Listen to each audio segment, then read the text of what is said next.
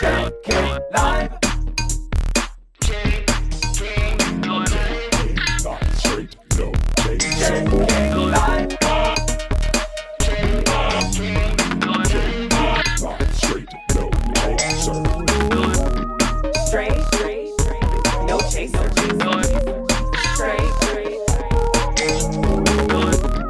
Straight, no chaser. Straight, J King Live.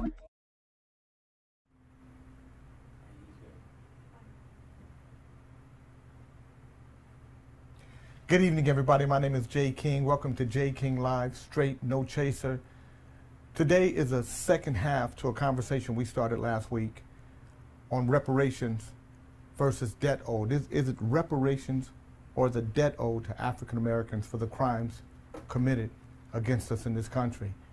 I'm going to have my good friend, my brother, my comrade, Mr. Cliff West, back with me again.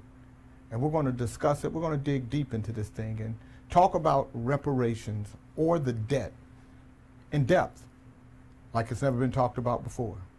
Are you ready? Because we're about to do it live, straight, no chaser.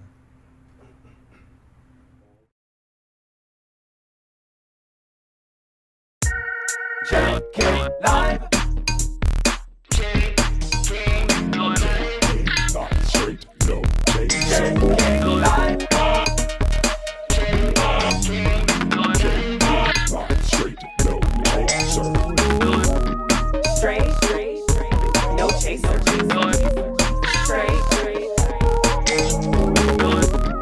Straight, no chaser. Straight, J King Live. Good evening, everybody. I hope you all are having a wonderful day. I am excited about the conversation we're about to have because it's just a continuum of where we were last week. Interesting thing about reparations, or as I call it, the debt, is it has never been talked about at the presidential level the way it's talked about right now. And during the Democratic primary, a lot of folk brought up reparations, but nobody brought us a plan. Well, here we are now. We have two candidates, Trump and Biden. And is the reparations conversation going to die down, or are we going to make sure that it's part of, a major part of, the conversation that takes place for the presidential race?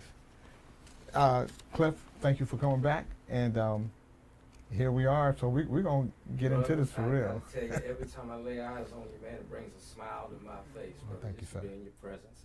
And again, I want to thank you for the opportunity of doing this, and hopefully the service that it will be as well. Like you said, we're going to get into this thing. Yeah. You know, you're a music writer. I pride myself in doing some writing myself. And the one thing about a song is that we can talk about how to do a song, but what people want to hear is why you did it. That's right. So it's got to come out in why. So we're going to get into the why from what I understand tonight. Yes. And I'm excited about that. Well, you know, interesting thing about this country is when we start talking about what's owed to black folks, you know, some people want to include slavery. And for me, it gets a little murky when you start including slavery because you get the pushback, I didn't do that. You know, only 25% of Americans own slaves. You know, why should I pay for the sins of my father and all that? And so that's why I never made slavery part of my discussion. I made it all post-slavery, when I'm supposed to be free, when I'm supposed to have equal access, when I'm supposed to be able to vote, when I'm supposed to be treated with the same respect and dignity as a human being.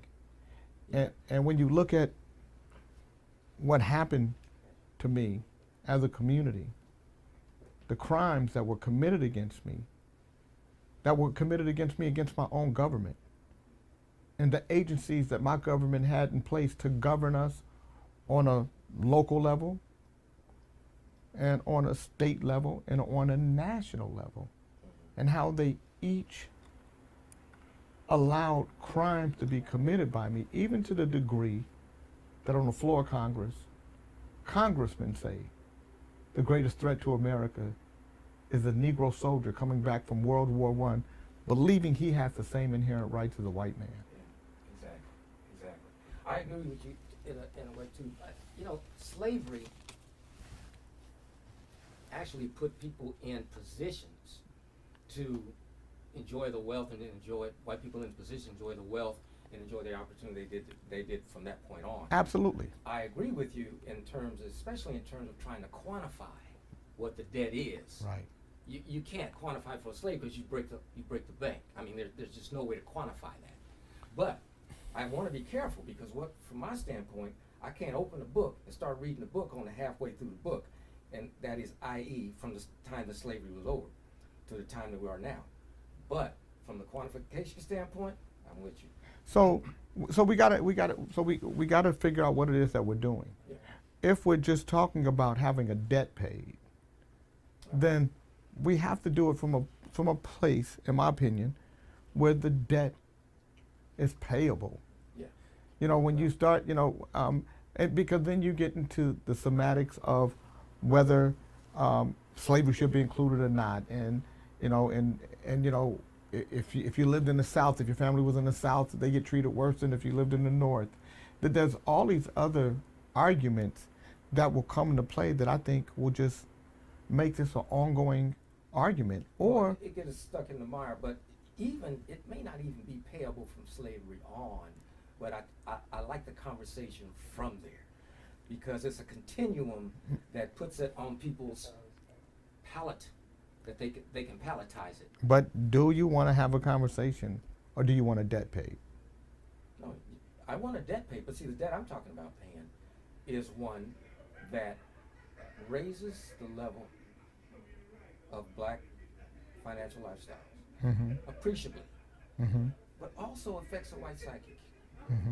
Also makes America more true to who she promised to be, to that great democracy of all time, who she promised to be, and that's going to have to be, a pretty comprehensive amount. This is probably where the rub gets for me.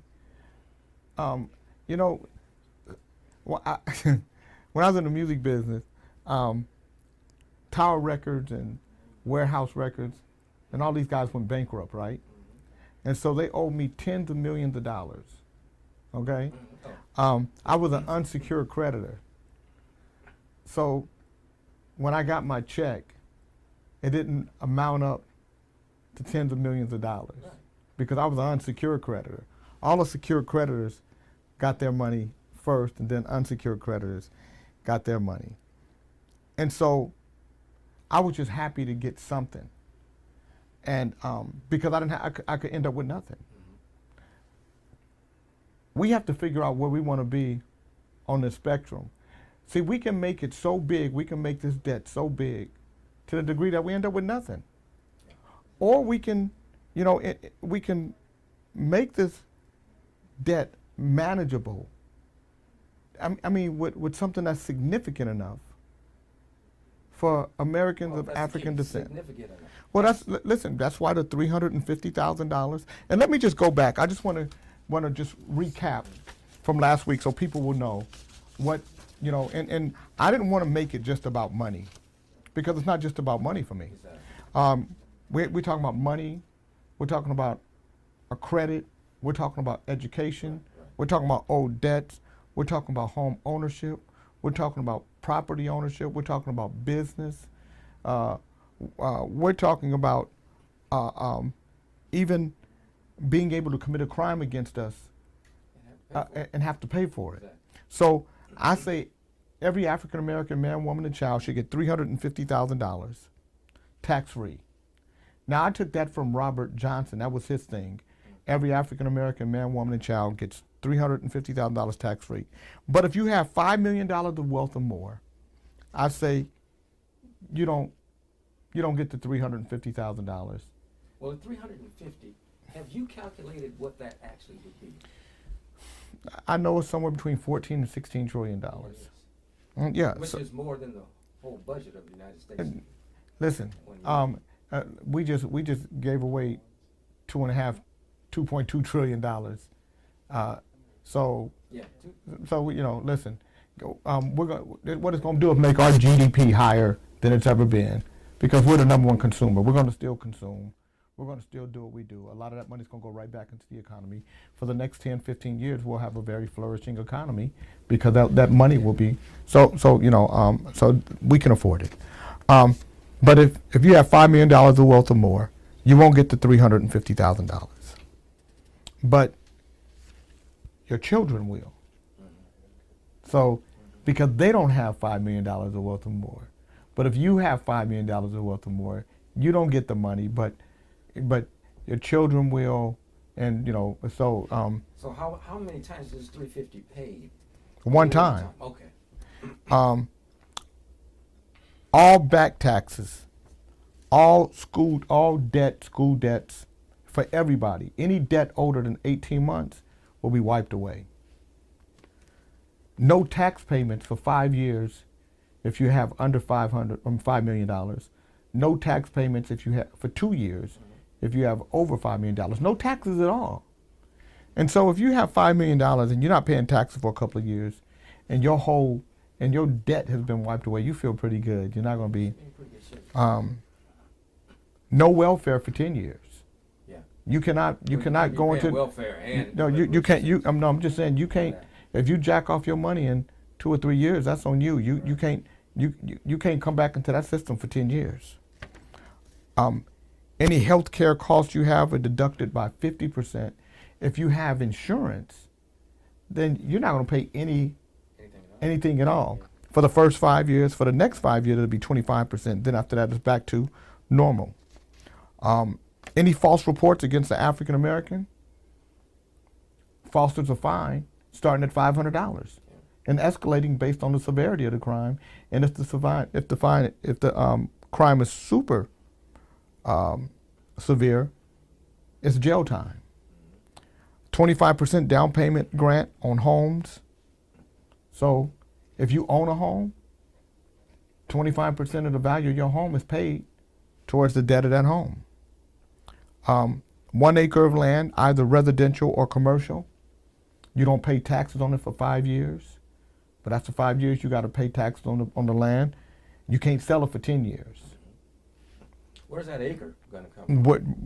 Listen, we got a whole bunch of property around here. We got property in all these cities and stuff that we can. Well, let me ask you this: will there be in this plan any eminent like domain where somebody would be dispossessed of their land? No. Okay. No, that's not what we're doing here. All right.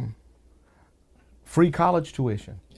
But if you have over $5 million of wealth, if your child gets half tuition, but they got to pay for their own housing because each student would have gotten $350,000.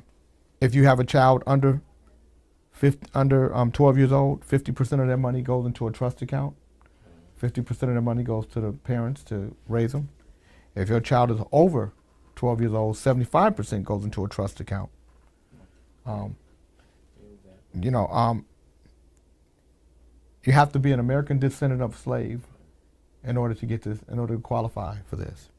If you have a biracial child and one of the parents is ADOS, American descendant of a slave, and has identified as black from birth, they get the money. If they don't identify as black from birth, if they didn't identify, if now you want to, they don't get the money. You have to have identified from birth as black. If a mother is 4.5 months pregnant or more, that child in the stomach would get it. That's the one I didn't understand. Well, because I don't want any living being to be left out. Of if they're, so I had to do a cutoff. Unless that child is born, though. He gets his $350,000. Right. So 4.5.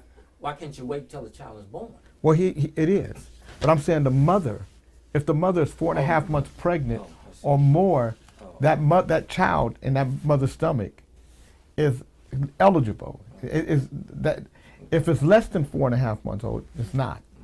Okay, because you have to, and then if you own an African American business, or if you can get a 1% loan, 50 years to pay it off.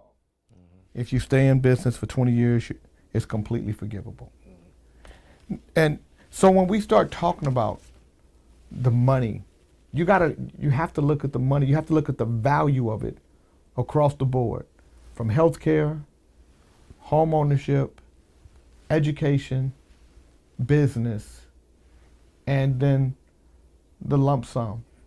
So we can't say that it's not enough for us to not get a good start from where we are right Yeah, now. I mean, that would be. It would change. It would change every community, every African American community in this country. So, a lot of the programs that were supposed to help us, if you look at us today, in 2020, if you look at our communities in 2020, and you compare them to our communities in 1970, we have safer, more beautified, more family-oriented communities in 1970 than we do in 2020. Exactly. So you can't. So our community has fallen apart over 50 years, while other communities are building up over 50 years. And we have to ask ourselves, and we have to ask our leadership, why haven't you put a plan in place? This is my plan. Why don't we have all these candidates who've spoken about reparations, but not one with a plan. And when we do hear a plan, we're talking about how we're going to control people's money, because they're not ready for it. Well, I think too is that we're talking about different perceptions of feasibility. And one of the things in your plan that quite frankly, you're going to run up against is our whole GDP for the United States in 1 year is like 22 million or something like that. So this is a big chunk out of that. You said 1922. 19 to 22 trillion, I'm sorry. Yeah. Okay. So this is a big chunk out of that. So you're going to run into a feasibility thing. But the other thing is that, in looking at the movements of the past, we're sitting at a place looking at reparations, and reparations have come a long way, but it took a long time, and it's got a long way to go. But in the 50s, when they were talking about school desegregation, is relevant and able to happen is right now. I agree. If there's ever a time, because I think what it's going to let white folks say is, look, we don't want to hear about this anymore. And we have to be careful of some of the things that we're doing when we start knocking down all these Confederate historic figures, because eventually, when they pay reparations, they're going to try to wipe away history, wipe away the history of slavery. Because you know what? Once you start dismantling history, you can't have it. You can't have it both ways. Well, yeah, but I think rather than saying we don't want to hear about it anymore, I think I'm not saying I'm saying that's what's going to happen. When I promise you, we won't be able to have these conversations anymore after this. So we got to make sure that we get paid what we're supposed to get. We have to make sure that our community is ready for it. That's why financial literacy becomes such an important. And so for me, the two things that we should be pushing in our community, that our leadership should be talking about in our community, is financial literacy and our debt being paid.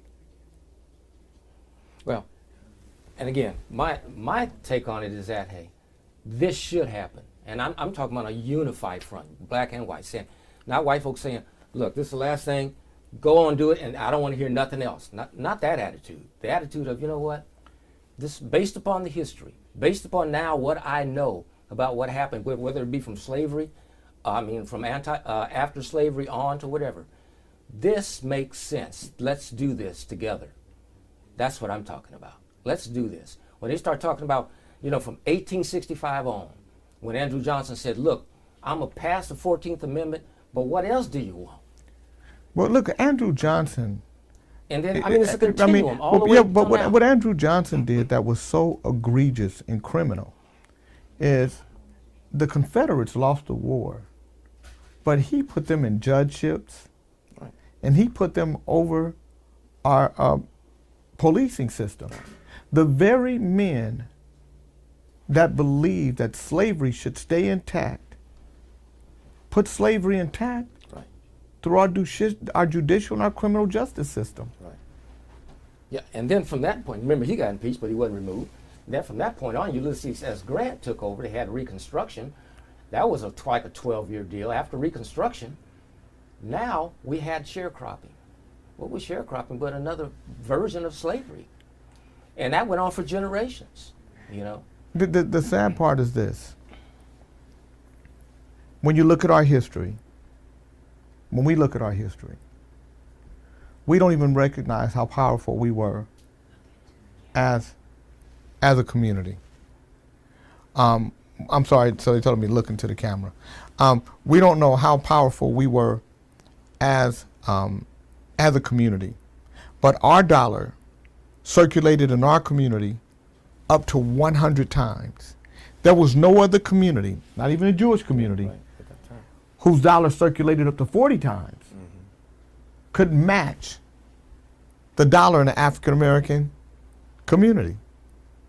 Our dollar circulated up to 100 times. Sometimes our dollar would stay in our community for over a year. Yeah. Tulsa, as an example. Greenwood, as an example. Yeah. So when people start talking, look at Ocoee, Florida. Yeah. Well, we were the most powerful. Black men controlled Ocoee. Right. They were the richest. They owned the most land. And because from 1907 to 1920 we can't vote.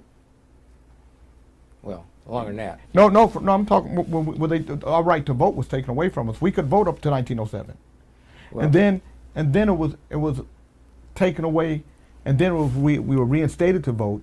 And when we went to vote in Ocoee, Florida, that's when Woodrow Wilson is running for president, and they run all the blacks out of Ocoee. They killed Mosi Norman and Julius Perry, the two richest men there. They kill them because they wanted to vote, and because they paid all those poll taxes for the whole community, and they said, "You boys get your nigger asses away from here, because you can't vote." Well, that's when a lot of lynching went on too, especially right before Election Day. There was a lot of lynching during that time to discourage voting. So this is what I believe. I believe that if white folk, and if the country knew the kind of crimes that were committed against our community, they would be appalled. And we have to stop believing that white folk know what happened, because we don't. We don't know our own history. For some reason, it's almost like we're embarrassed by the crimes that were committed against us. So we don't tell our stories. Yeah. And then we get mad at white folk for not knowing our history. And we say, well, they pretend, they act like they don't know. They know what happened. Any more what happened than you do. Because these are stories that we don't even talk about. And so you got to know that Sarah Rector was a black girl who became a millionaire because they found oil on her land. And they made her a white woman. They actually passed legislation to make her a white woman so she could ride first class on trains. That's how powerful money is in this country. Yeah. But, the thing about it is that those stories transcend, they come on down the pipes from generation to generation. 1976, I'm at IBM. Just got there out of college, okay? Been there 3 years. I quit IBM and I go into business for myself. I'm 24 years old. One of the people who was my client at IBM now became my client in my personal business. It's a white gentleman. I come in, he says, whoa, I would have never hired you, because my partner was white. He said, I would have never hired this firm if I would have known you were going to leave IBM for me to be your client. I said, well, what's your problem? He said, because I know you people. All you want is a Cadillac. And right around the Cadillacs, that's better than mine. And he takes me to his office, and he shows me his Cadillac. And I said, oh, wow. So I go back to my white partner. I says, what do you want to do? I says, because we don't need this account. No, he says, what do you want to do, Cliff? We don't need this account. I said, yeah. I says, I'm going to go back to Fred. I'm going to tell him, Fred, you can fire us today because you paid up, or we're going to be done in a few weeks. We're done in a few weeks. I said, Fred, he gives me the check. Check don't bounce. I take him out. My parents got a car just like his. I park it next to his car. I said, Fred, I want to thank you. I would not have been able to buy this Cadillac had it not been for you. Thank you. I was getting ready to have a heart attack. But it's comical, but it isn't.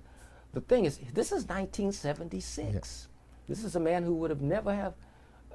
How many other people, in that situation too? So these, when you talk about debts owed, I mean, it's incalculable. But it has to be done. So I don't know rich white men that aren't bigoted and racist and prejudiced to some not powerful rich white men. I wouldn't put them. I don't know them. Yeah. I have never met them yet. That are not, you're saying? That are not. I think sometimes it's not on purpose. Right. It's just because they don't have to live in my world. Yeah. They don't. A lot of them never interfaced in my world. You look at somebody like Donald Trump, and aside from being a narcissist, his racisms and bigotries come from the world that he grew up in, where it's only him and people that look like him, and he's privileged, and they're rich, and so, how do you appeal to that thinking?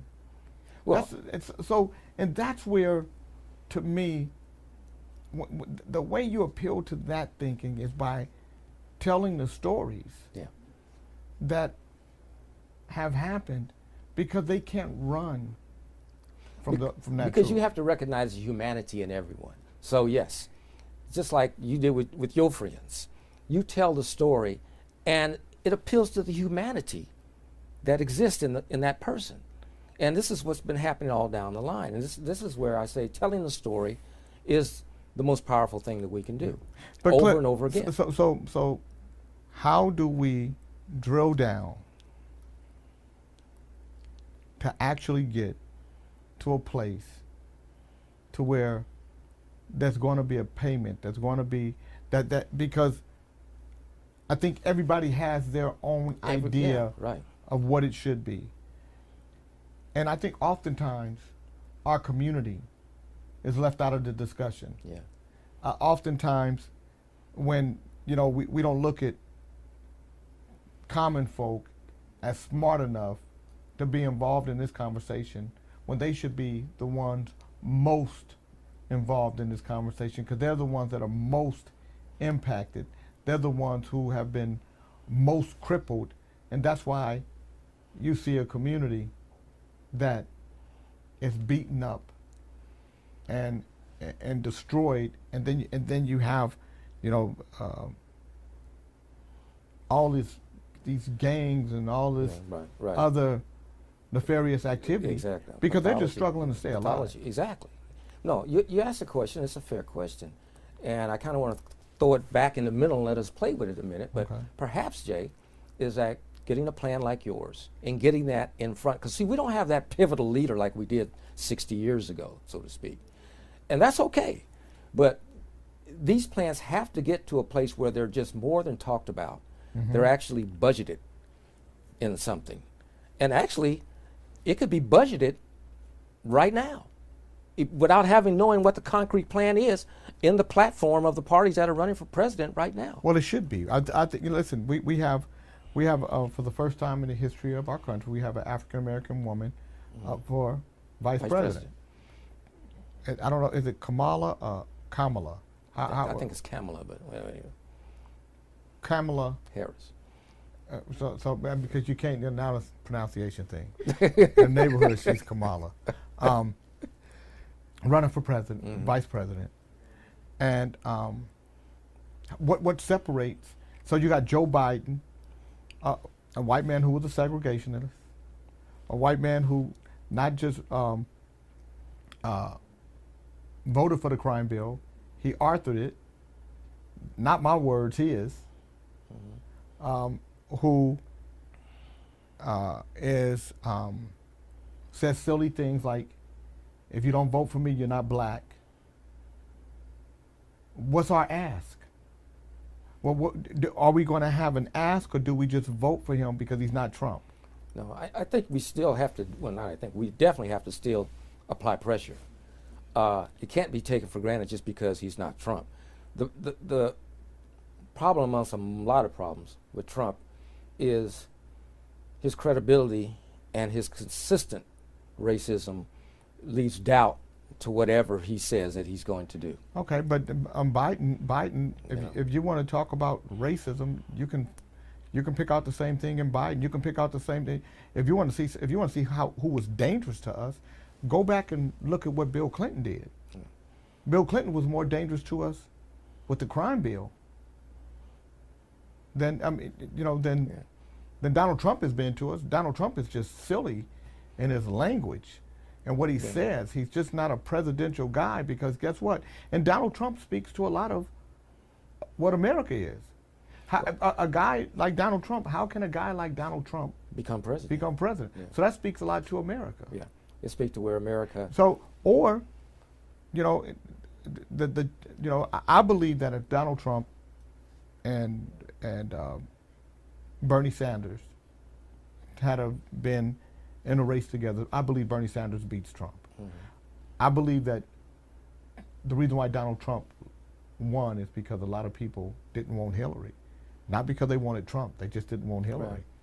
I think they also didn't know he was going to be the wrecking ball on democracy that he has been in the last 4 years. And which is sad, but it also lets you know what kind of game our democracy really is, and how much democracy isn't in our democracy. Right. And how many games, and because it's cheating. It's still a kleptocracy. It's still a kleptocracy. We talk about kleptocracy in the category when we're talking about the context of reparations, but there's a kleptocracy that's going on in America, all of American citizens being stolen from as well, not just black folk.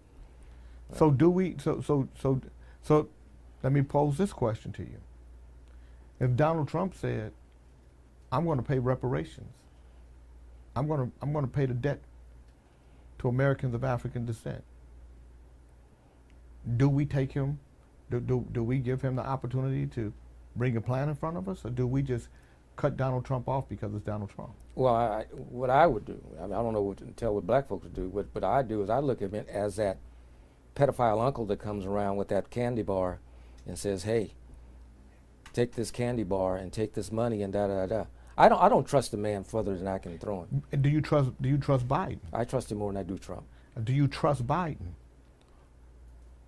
I mean, I can't tell you I trust any of them implicitly, but I trust them. It is a degree of trust and what you trust them with. I don't trust Trump with democracy. Yes, I do trust Biden with democracy. So you trust him with democracy, but so do you? So do you think Biden and Kamala Harris should address the issue of the debt that's owed to America, to Americans of African descent? Absolutely, and they should do it in a serious way. And when I say a serious way, not just talk about it, not just say we're going to put a think tank on it and we're going to take a look at it, but it should be budgeted dollars that have been budgeted to do it. Look at the camera. Okay, so you know what's funny? They put us in so they put us in a situation where we're talking to each other, but then they tell us to look at the camera, as opposed to putting us in a situation where. Don't point. Tell him. So I don't know what they're saying. I don't need any more. So I'm looking at the camera. That's all I know. So anybody, if you guys have questions, if you guys want to add something, if you want to say something, now is the time. Q&A in 2 minutes. Okay, they got Q&A in 2 minutes. So what's going to happen during this show, I got to tell you, is that eventually there are going to be some commercials. Oh, okay. So there will be a few commercials that will run because we do have sponsors that are going to come on and sponsor this program. The reason why we're doing these conversations is so we can have real, honest conversations, hard to have conversations, controversial conversations, uncomfortable conversations that most people run from. Mm-hmm. Because we've gotten used to lying to each other and to ourselves. And so as a community, we've lied to ourselves for so long, and we don't hold our own leadership accountable. We don't have an ask when it comes to the presidential candidates, and we don't have people that ask for us. So as a community, what I hope is I inspire some of you all to do what I'm doing, to actually bring your voice to the people so you can bring the people's voice to the powers that be. And the same way I have a plan that I think should be for the debt that's owed to us, I hope I inspire you to write the plan. And you can take parts of my plan that you like, and you can mix them up with your plan. I hope that you all get brave enough to have discussions and challenge the people they put before you, and not just automatically give your vote to somebody because you don't like somebody else. Now, I would use those two entities to create some type of bidding war for me and my vote. As a community, we don't understand our political equity because we won't vote. And we have to start voting. Amen. Amen. We have to start getting involved. And we have to start challenging our very leadership. Because when I look at our communities, I'm not disappointed in the community. I'm disappointed in the leadership that represents that community, because I know that that leadership isn't in the community and isn't concerned about it as long as they get what they're supposed to get out of the deal. And that shouldn't work for us anymore. I believe that we as a community are tired and we're not going to go for it. And I believe that we are going to change from the ground up, and I believe leadership for us will look different. When our leadership stays in office too long, when we don't say anything because we can't, because it's not the politically correct thing to do, I think that we hurt ourselves. We have to start calling these things out. Yeah. And it's so important that we vote. It's so important that we vote every election like we voted with Obama in 2008. And there's too many people that died in order for us to vote that we don't vote. So if we have questions now, and I think Yeah. I want to take questions. You had some points about history that I thought were interesting too. I saw you talked about sharecropping, contract buying. Yeah. A lot of our property. In 1910. In 1910, there are 8 million Americans of African descent in the United States. 90% of them are in the South. So 7.2 million of the 8 million are in the southern states. We own 15 million acres collectively. 8 million Americans of African descent in 1910 collectively own 15 million acres of land in the United States. We're some of the best farmers in the country. In 2020, 43 million Americans of African descent collectively own 1.2 million acres. Now this happened for a myriad of reasons. Number one, we couldn't have contract to the lands that we own. They didn't allow us to have contracts. A white man would say, I'm giving, you're purchasing this land, and he would honor that contract or that agreement. But if his son or grandson or great-grandson took over, or granddaughter took over, they wouldn't honor the agreement. They would take the land that way. Then we created the Bureau of Land Management, who also stole a lot of land from Americans of African descent. Yes, do you have a question? Yes, we do. Okay. So we have a question for Mr. West first. Why is the importance of the census being neglected? And that's from Beehive, watching on Periscope. Why is it important of the No, census? why is the importance of the census being neglected? Oh, well, I think a lot of the importance of the census of being elected is on twofold. Number one is there are people in high places that don't want us to take the census serious. And then the other part is, like, I think it does go back to what we have to assume some leadership, some responsibilities ourselves as people. And our leadership in our communities have to be the ones also to stress that importance. And I'm not putting it on leadership that way, but it helps if the leadership puts it on their backs to do it, and we do it too. And it needs to be stressed. I hear Jake talk about it all the time. Yeah, listen, on 97.5 KDEE, we run census commercials every day. And the census is important, but the reason why it's not important to our community is because, again, it falls back on our leadership. It falls back on our leadership not making sure that we know the importance of the census and the kind of dollars that it brings into our community when we take the census. And that the census, if you don't fill out that form, that you're neglecting to bring more dollars into your community that can help build roads, help build schools, help improve the quality of your neighborhood.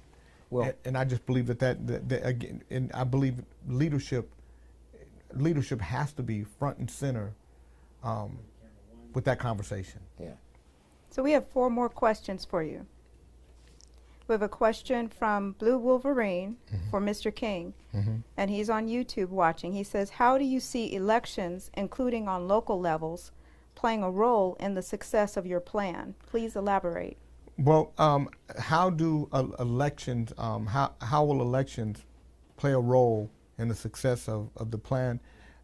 The more people that you put into, that you elect in office, and this is where, as a community, we have to become more involved. Believe it or not, I believe nationally we vote at 24% or something like that. If we just voted at 60, 70%, we change every election in every state in this country. We change every election. That's how powerful our vote is. So there would be people that we would vote into office that would have some of our needs as part of their agenda, because they would have to. And it's kind of the same question too, because it also speaks to a level of, I won't say hopelessness, but lack of hope in a sense. It goes back to what Jay was talking about before, is how Trump got in office in the first place. And there's just a lack of thinking that I make a difference, that I really can make a difference. And the fact of the matter is we can, but it's a collective difference. It starts one by one by one, and it's a wave that comes, and all of a sudden the world has changed. Next. So this next The next question is from John Beckman watching on Facebook, and he says, why hasn't elected leadership ever addressed this issue in a meaningful purpose? And I am referring to the Congressional Black Caucus. Thanks. That's a great question. That's a good question right there. You know, see, this is where we're not honest as a community. And and we won't call it what it is. There's a lot of selfishness when it comes to, and a lot of politics when it comes to Yeah, well, both of them, you're right. the Congressional Black Caucus. I believe that when you let somebody else stop you from meeting with the president, and Nancy Pelosi didn't want the Congressional Black Caucus meeting with Trump, whether I like Trump or not, I would meet with him because I represent a community that it's bigger than me. And this is where our leadership has to recognize that when they sit in an office, it's not about them or what they feel. It's about the community that they represent. And when you have a guy that's the president, you should be having conversations with him about things, especially a guy with a 10-point plan. Yeah. Donald Trump had a 10-point plan for Black America that he said the Congressional Black Caucus wouldn't meet with him about. Yeah. And I think that that doesn't serve our community. Whether you like him or not ain't the issue. I think it's not hard to not like Donald Trump. He makes it real easy to not like him with his arrogance and his pompousness, but still in all, there's still work that we have to get done.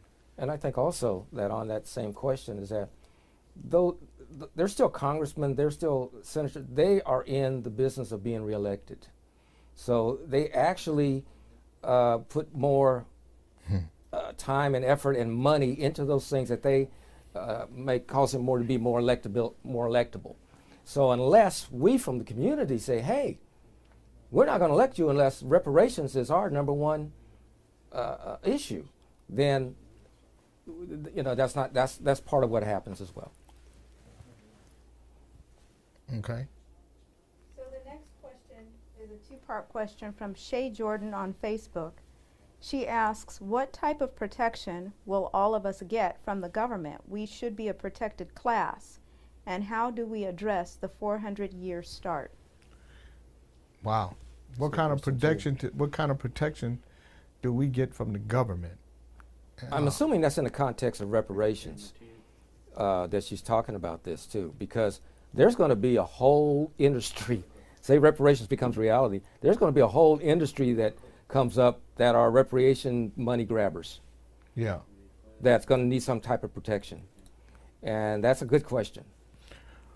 Well, so when you say we should be a protected class, I believe that that's where I have in my plan that any crime that's committed against us, any false accusation that's made against us, warrants a fine, warrants jail time, warrants something more severe, like the young lady who was in Central Park. Yeah, those are the Karens and the Kens. So just imagine if when she made that call, right, if she's arrested, she's fined $2,500. Half that money goes to him. Well, you know what though, Jay? That's a good point. That's a good question. Again, we go to your financial literacy. Your financial literacy is a form of protection, is the way I read it as well. Because, the government can only protect so much and only have so much interest to really protect. Yeah. So it's not going to be up to the community to protect itself. To protect itself when it comes to this money. Yes. So we have another question from Blue Wolverine watching on YouTube. He said, this question's for both of you. If community integration between races nationally was more prevalent, what kind of impact would there be towards the racial issues present today? Really good questions. I think. Listen, anytime. See, for me, this isn't for us to separate more. Yeah, exactly. This isn't Exactly. That's a good point. this deal isn't for us to be separated more, so we can have our own land, so we can be our own. This is for us to integrate more, for us to be great for once. See, I believe that if we do this, if we actually pay this debt that we owe as America, we're going to make America great for once. For the first time in the history of this country, we're going to say, you know what? Listen, we fixed our debt with the natives, the Native Americans. We fixed our debt with the Japanese Americans. Now we're fixing our debt with African Americans. And we're going to make America great for once, because we're going to, it's already happening anyway. That's why when George Floyd was killed, you didn't see just black folks out Right. marching. You saw America out marching. Right. Because young people are already headed that way. I believe that this helps take us in that direction. And I think it would help greatly if we were integrated into each other and we were one community like America is projected itself to be. I think it's well said. I think it's well said. I don't have anything to add to that. That's well said. So we have another question from John Beckman on Facebook. He says, if the debt includes no taxes for 5 years, would that mean a tax increase for the white, Hispanic, Asian, etc. community to help offset revenues for taxes? No, because what you just did, you just took everybody, you just took a whole group, you took 14% of the population out of your help system. So really all you did was offset it from one thing to the next. So you just took 14% of the population out of any type of welfare, any type of housing, any type of vouchers, any kind of child care, all those things. So no, you continue. And listen, if we can pay $2,000, $3,000 for a nail, And for the military, yeah. you know, Yeah. maybe we and John, maybe we fix some of those contracts, some of that thievery that's taking place there. So we have a comment from Sir Music Fest on YouTube. Okay. And the comment is, I believe Biden winning will pave a way for us in 2024. Trump will not move us towards reparations at all. So, Trump won't move us to reparations. Who says Biden will? So I haven't met a president yet. I'm 58. In my 58 years on this planet, I've never heard or seen the president. Even Barack Obama said that we would not do reparations. This is as much visibility that reparations has got. But it's a warm moment. I think we need to take advantage of it. And we need to get some momentum. Visibility is one thing, but momentum is something else. And momentum has to go through who's ever president. So that's a people thing. But that's why I say we can't just say, I'm going to give my vote to Biden-Harris without an ask. Right. There has to be an ask. Yeah. Biden-Harris has to make reparations a real part of their conversation. Yeah. And then they have to sit down with the community, not just amongst other intellectuals, but they need to see my plan. Well, They need to see other people who have plans. They need to look at those plans. They need to hear what the community is saying, and they need to incorporate those ideas into the debt that's owed. and they need to also be held accountable, not just in 2020, but in 2024. Johnson signed the voting rights bill, 64, 65, because the momentum started with Kennedy. Right. So there was a certain amount of accountability if Johnson wanted to be reelected. This was high up on the list. So like you said, and black folks were voting because we're just starting to get the right to vote. Right. So black folks were voting as much as we could during that time. And now we can vote, and we Yeah, don't, yeah. and we won't. It don't make good sense to me. Makes sense. We don't make good sense, but we won't we won't call ourselves out. We won't hold us accountable and responsible for some of these things. And we have to say to us, we got to do better. We have to say to us that it's our responsibility at this point. And if we don't decide that we are going to make financial literacy, our debt being paid, and economic empowerment from a foundational standpoint, our cause and our priority, we're going to be at zero wealth by 2053. It's written in a report. 2053. We're in 2020 right now. 33 years from now, we are projected to be at zero wealth as a community. The only way we change that outcome is if we get eyeball to eyeball with ourselves. If we get eyeball to eyeball with our leadership, and if we get eyeball to eyeball with America,